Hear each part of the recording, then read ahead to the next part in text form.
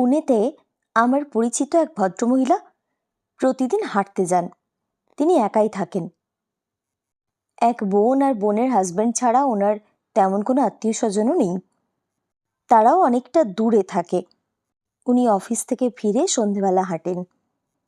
ওনার সোসাইটিতে জগিং ট্র্যাকে কোনো কাজ হচ্ছিল, সেজন্য উনি সোসাইটির বাইরে রাস্তা আছে, ওই রাস্তায় হাঁটতে যেতেন। মানে সপ্তাহখানেক ধরে যাচ্ছিলেন।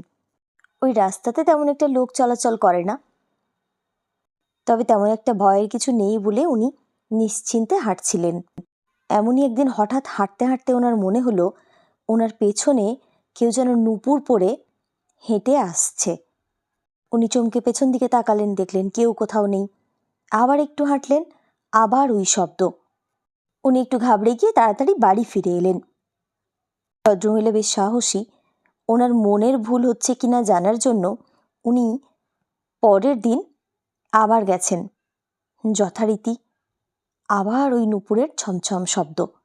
উনি থেমে গেলে শব্দটাও থেমে যায়। উনি এগোলে আবার শব্দটা হয়, অথচ পেছনে কোনো মানুষ নেই।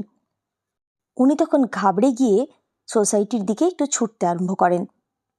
আর মনে হয় শব্দটাও যেন ওনার পেছন পেছন ছুটে আসছে, মানে নুপুর পরা পায়ে কেউ ছুটে ওনাকে ফলো করছে। হঠাৎ করে ওনার সোসাইটিরই একটি ভদ্রমহিলা গাড়ি নিয়ে ফিরছিলেন।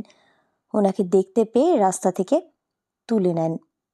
পরে এই বিষয়টি নিয়ে আলোচনা হওয়াতে জানা যায় ওই রাস্তাতে আরও দু একজনের নাকি রাত্রেবেলা এই রকম অভিজ্ঞতা হয়েছে।